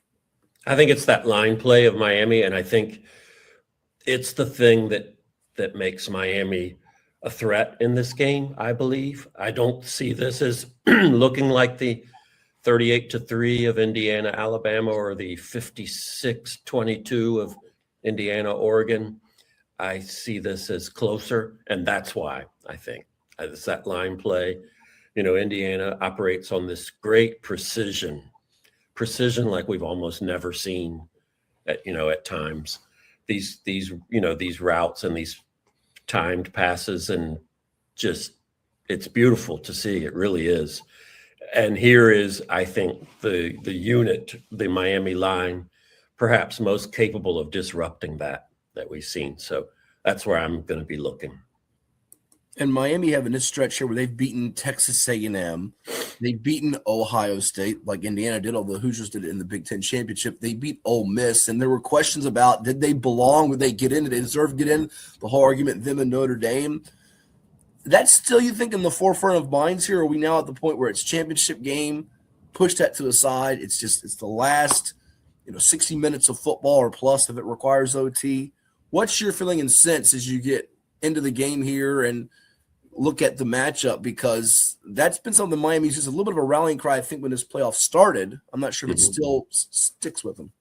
I think it's maybe 41 days ago that decision came down, that Sunday noon decision. And I think we left it behind, most people, for a lot. I think it's going to pop back if they win this, and they're going to say, the story's going to say Miami, the last team let into the field, won the title. And I think that's going to be remembered. I don't ever like saying that it justified the decision. I thought the decision was the right one, but maybe came about in an awkward way. And that's what made it so harsh to some. But I don't ever like to say that what happens afterward justifies what decision was made. I don't think it should work that way. You should look at the merits of what happened before, to justify. But I think that's how they're always going to be remembered, or one of the ways, as that number 10 seed that won the whole thing. How do you think the Georgia people are processing this, watching Carson Beck play for a national championship? They had that stretch where they were going for a three-peat, and they lost last year to Notre Dame in the playoff. They fall this year in a close game to Ole Miss. Here's Beck, the former UGA quarterback who got himself a bundle to go to Coral Gables and play for the Canes. What do you think the Georgia people are thinking? And how's Miami looking at this matchup with Beck against that Indiana defense too? Because the Hoosiers defense has been overshadowed in some respects by what Mendoza and that offense has done, but they've been mighty, mighty consistent. Yeah, the Hoosiers defense is fantastic, really, and aggressive, and and tough, and everything you'd want, really. And yeah, I think the Georgia people I know are still going to watch. Okay. I'm not sure if they had. I'm not sure if anybody gets enough time anymore with the way players move to really deeply love these guys like it used to be. I do think there will be a lot of Georgia fans who will be happy for him if he pulls this off. And I think, there were stretches of that Mississippi game where he struggled, and I think he threw 4 interceptions in a home loss to Louisville in October. He's played fabulously. He played really well against Ohio State. Very impressive. And but I think there is that question coming up about, will the errors find their way in? And will Indiana, in sort of the way that it did against Oregon, will it, be able to exploit those? As you remember, the first play from scrimmage is a pick six and a touchdown and a terrific read by D'Angelo Pons, the corner on that play. That kind of thing would, if you remember Beck, I just remember last season when I went to Georgia, I think they played Tennessee. Much of the press conference after Kirby Smart was, defending his guy. And that was sort of the way it was for a spell with Beck, which is people have used to be hard on quarterbacks. Now they're harder on quarterbacks. So I think there's still maybe a few questions around him that he can, shut down if he plays great and wins this. A few minutes here with Chuck Culpepper. He is the outstanding columnist for the Washington Post. Give him a follow on the X, or the Twitter as they call it. And you can find Chuck on the X or the Twitter at Chuck Culpepper1. Read his work in the Washington Post online. Get yourself a copy. It is 757 Sports Talk, powered by Cova Sports TV, as we get ready for the national championship game with the Hoosiers of Indiana and the Hurricanes of Miami, as Indiana installed as a pretty hefty favorite in this one. Opened at 7.5. I think the line currently is now 8.5 as we get you set for kickoff of this game. Chuck, another thing that jumps out to me is the results of these championship games. We've had some really good playoff games. There have been a couple of duds, and Indiana's been able to make a couple of these games lopsided. But read you some of the recent scores here. And since the playoffs started in 2014, this is just in recent years. Buckeyes beat Notre Dame last year 34-23. Michigan beat Washington 34-13. Not that close a game. Georgia over TCU 65-7. Georgia over Alabama 33-18. Alabama over Ohio State 52-24. LSU over Clemson 44. Clemson over Alabama 44-16. LSU over Clemson 42-25. And then in 2017-18, it was Bama over Georgia 26-23 in overtime. We really haven't had a stretch of close games since Bama-Clemson and Bama-Georgia from 15 through 17 for 3 straight years.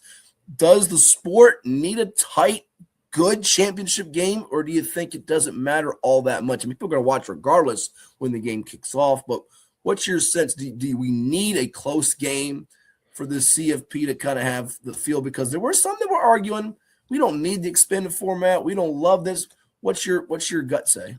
I don't think it's a close game is needed. And I think if Indiana continues to do what it's doing and runs away even a bit with this thing, I think it's going to fascinate people because it's just so unprecedented. It's like this comet that just suddenly came across the sky and just wowed everyone. I think it has that element to it with Indiana's, and I also think that Fernando Mendoza is one of the most likable athletes we've seen in recent years, maybe recent decades. Just completely charismatic. And I think that, in terms also of needing a close game, there's a funny thing going on with college football. And my great colleague, Ben Strauss, wrote about it yesterday, which is that it is said to be unhealthy. It is said to be in chaos. And the ratings are fabulous.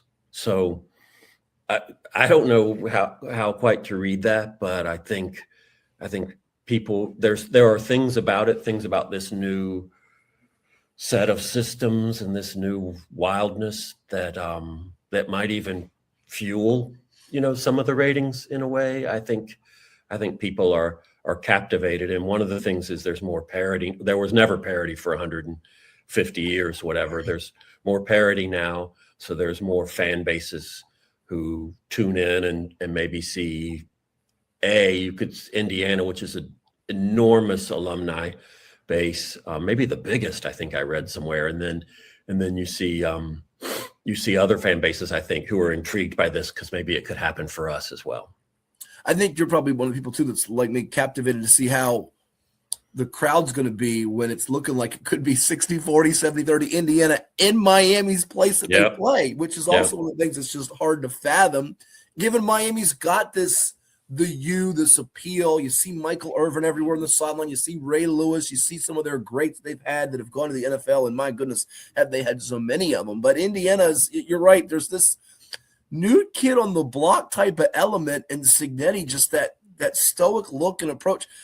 it's something we might not see again. And I don't know that everybody's fully grasped where it is. And to finish up here with you, Chuck, as you watch this game unfold, would the biggest surprise be if it happened the other way, if they were to get blown out? What would be the biggest surprise to you in this championship game if what happened? Yes, I think by now that is the biggest surprise. If Indiana were to be on the other end of what it has been doing to teams of late, and what it did, during the season to some degree. There were some close games in there, but I just think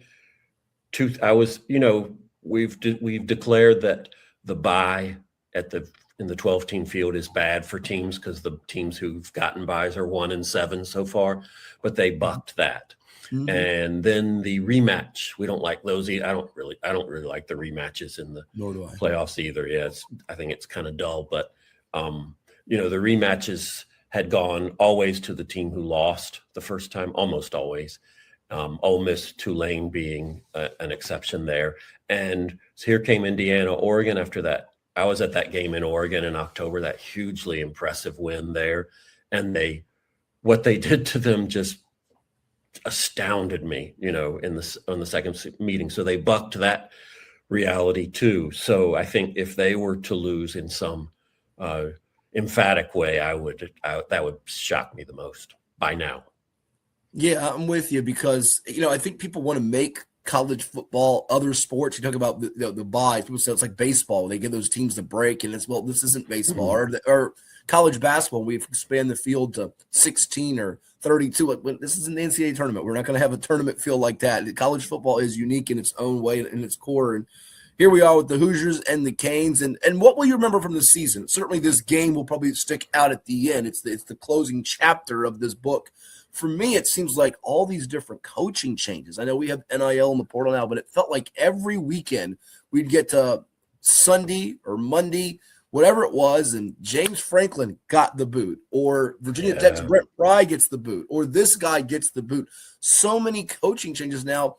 In some respects, Chuck, it almost has taken on more of a monster field than the NFL, where we see so many coaching changes in the NFL, but it felt like every weekend there was 2 or 3 coaches on the Sirius hot seat from Power 4 leagues, because now there's an expectation of winning and competing for a spot in this playoff now, which has included so many more teams, whereas years ago we would get to this point. It's like, well, we know the Final Four is going to be some combination of Georgia, LSU, Alabama, Ohio State, and these couple of teams. Now there's so many more teams at play, even your teams outside the Power 4, like your James Madisons of the world. Yeah, and, I think the buyouts I think people are intrigued by the just colossal size of these buyouts. When you figure Franklin, you figure Brian Kelly's, Mark Stoops at Kentucky. That was a pretty big one in buyout wise. And so I think the story of the season that a lot of people will remember is the idea that a coach left his playoff bound team for one of its most loathed rivals, right at the doorstep of the playoff. I think that's sort of the more drama side of for the story. I think Indiana is going to be the thing that carries it for me. I still, that game between Miami and Mississippi, I was there in Fiesta Bowl, and it was just, it reminded me that the game is still the best thing. The game is still the eminent, it was as if that game was trying to say, hey, I know you're all interested in the transfer portal and what's going to happen and coaching changes and all, but the game is still can compel you and draw you away from all of that. So I think I'm going to remember Indiana for that reason, in just the sense of the football. Yeah, you're so spot on, because when you get a great game like that, it can be whatever sport it is. You get drama, and it's down to the wire, edge of your seat, and you're not really sure who's going to win, or the team that has the ball last when it comes to a team sport, as opposed to your individual sports like your tennises and your golfs of the world. There's something about that's got its real special feel to it, and has everybody definitely drawn in. Well, he is Chuck Culpepper. Outstanding work he does all the time in the Washington Post. Go pick up a copy and check it out online. And again, you can follow him on the X or Twitter, if you still call it that, at Chuck Culpepper 1. Always a pleasure, my friend. You enjoyed the game, and we'll talk again soon. Thank you, Matthew, so much. Thank you. Yep, our pleasure. Chuck Culpepper, our guest here, as we preview the college football national championship game coming up on Monday night with the Hoosiers of Indiana and the Hurricanes of Miami. Who's going to take the hardware? Well, we'll find out. We've got more coming your way on 757 Sports Talk. Don't touch that dial. You're watching with us on COVA Sports TV. Like, share, and always subscribe. Did you know that the minimum limits in Virginia are $30,000? $30,000 is a lot of money on an individual basis. But if you're involved in a personal injury matter, that's not enough. Here at Williams Lloyd's, we're happy to provide a consultation on the amount of coverage you have in your vehicle. It can be confusing. Not many people understand it. You know you need to have it, but do you have enough? Give us a call today at 757-547-5555 so we can help you prepare in the case of an automobile accident or any other personal injury matter that you or your family may find yourself in.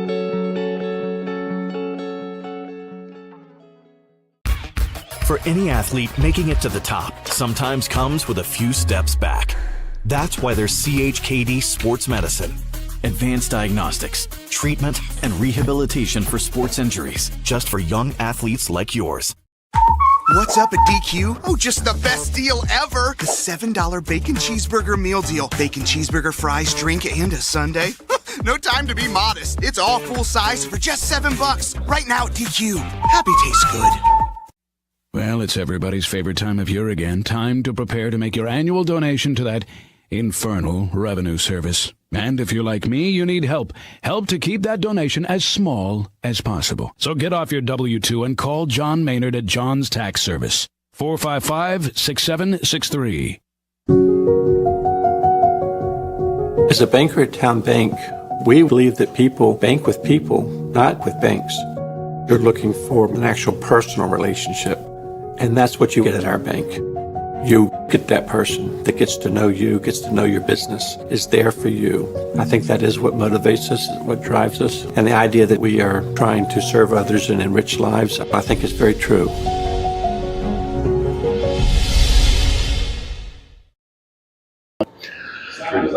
All right, here with Lansdowne sophomore guard Damian Robinson, 28 points, 12 rebounds, 7 assists as the Eagles defeat visiting Patriot in the Eagle Classic here. A rematch of last year's state quarterfinal. You guys played them in Oaksville. Dame, today you're always aggressive to begin games, but it looked like you were extra aggressive. Take me through the thought process and mindset coming in. So when they came out, I seen a defender that they put on me. They were very confident that he could stop me. So early on, I was like, just get to it, because if he can't stay in front of you, you can get your teammates open early and get to the basket early.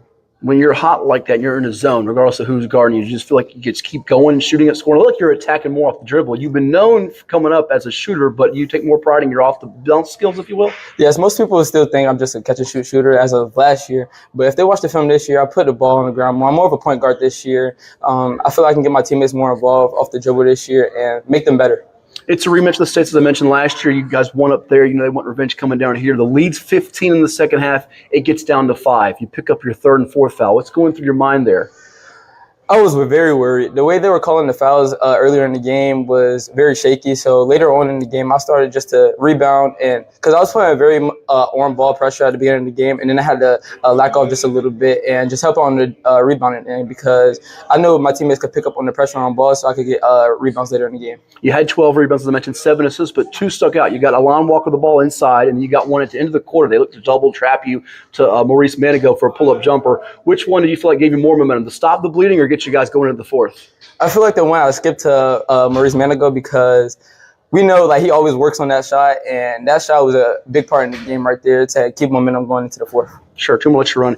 You guys win this game. It's a team you could certainly run into in the state tournament again. I mean, a guy in 23 for them, Sean Magical, hits 9 threes. These type of games, do you live for these matchups? Yes, but no, because we can see them later on, like you said.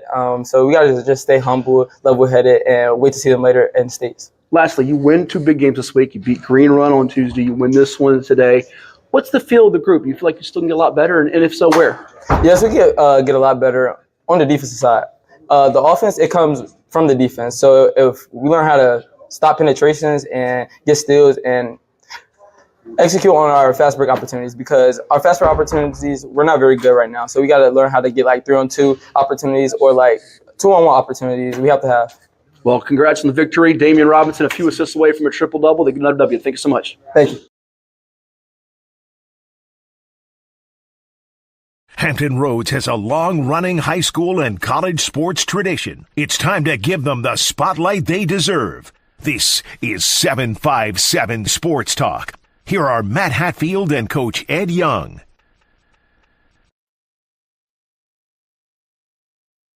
I'm muted. Now we're back here on Cova Sports TV. Like, share, and subscribe, and always interact with us. You heard from Damian Robinson of the Lansdowne Eagles after their win over Patriot last Saturday. Almost a triple-double for him, Ed, as he had 28 points, 12 boards, 7 dimes in that win. And it's now time. Well, you can react to that if you like, but do our NFL picks here. Well, real quick. I didn't get all of Chuck's entire interview. I got bits and pieces of it. The dog was driving me nuts. He wanted eggs and bacon. He went to the refrigerator, hit the refrigerator with his nose. I don't know where he learned this crap at. Now, when he wants something out of the refrigerator, he'll sit by it and he'll hit it with his nose. So I had to make him, gave him some little bacon so he'd stop bothering me. Getting back to Chuck's good point about Miami. I think their line play on the defensive side against Indiana's offensive line, I've given an edge to Miami defensive line. Mm-hmm. I give an edge to Miami's offensive line against Indiana's defense. So, right, battle of the line, I lead towards Miami. And you've always heard me say it here: whoever has the best line playing playoff games is probably going to win it. But I'm going Indiana. What I say, 30-21. Yeah, and I'm going against Chuck. Chuck says it's going to be a closer game. But I just think Indiana will score a touchdown or two late when the game is already done. That line play is big, but he also mentioned about how the defense is, unheralded on Indiana, and they're very good. They can make plays. They're all over the field too. And it's just Miami's always been known for their defense. Ed Reed, Ray Lewis, all those type of guys, Russell Maryland, whatever. My thing is, I just think Indiana has enough firepower. And he's right. It's like one of those comets that comes every 100 years and everybody is, infatuated with it. Sure. What's it going to do? And I think that's how we're looking at Indiana right now in terms of their. Understood. All right. Now to the NFL picks for let me give you my pick. You said 30-21. I'll go Hoosiers 35, Canes 20. I feel like Chuck does too. I think it's going to be Indiana winning and covering the number. So we're in agreement on a high scoring game for Indiana. We're in agreement. Now let's get to the National Football League, where the picks come your way here now for this particular episode. And it's going to be interesting because right now Bruce Pearl has the 3-0 lead on Ed Young's 2-1 and my 1-2 for the NFL playoffs at the moment. And there's Bruce's picks. He's going to go with the Bills plus the 1.5 against Denver. He's going to go with San Francisco plus the 7. His number's shifted all week. It's been 7.5, 8.5, 6.5. It's been all over the place. The number keeps floating around. And he's going to go with New England laying the 3 against the Houston Texans. But you get to go first. What's your first choice? Now, okay, I'm confused. Now, all year long, we can't take what everybody else does, but there's only – No, you can now. Now it doesn't matter. You can copycat. And Okay, that's all I need to know. Once you get to the round of 8, you can copycat. It's okay. Okay, but we're only picking 3 total, but it can be the same. 3 total. Yep, 3 total. You can, if you like, because we're limited on time here. You can give us your straight up winners too. But okay, first of all, give me Houston, New England under 40.5. Oh, I was going to bring that up when we had Howard Balzer on. If you missed that, you can go back and watch it on Cova Sports TV. For all of you folks that are just tuning in now on the Instagram, which I see a number of you are now popping on the IG. It's up there on Cova Sports TV on YouTube. So you're going to go under the 40.5, Patriots and Texans. Yep, and I'm going to go. Wait. You get 1 pick, I get 2, and you get 2, I get 1. Sorry. You're trying to cheat again. Ed Young's method of operation, folks. Lie if you can, steal if you must, but always cheat. In honor of the late Tony Mercurio, who used to say that. You've adopted it now. That's how you roll. Would know. Tony would know. He would know. He would know. All right, so for my first 2, I'm going to copycat Bruce. I'm going to take the Bills plus the 1.5. I just feel like, and we talked about this with Howard, Josh Allen, ball in his hands, Bo Nix is young. And not only that, I know Denver's defense is really good, but Denver's had some sketchy first halves. They slipped by KC. They slipped by this team. They slipped by that team. Remember the Giants game? They were down big and they came rallying back. I don't think you want to play with fire against Josh Allen, who can win the game. And I think James Cook will actually run the ball effectively and be a threat out of the backfield catching some passes. Those tight ends, Dalton Kincaid, Dawson Knox.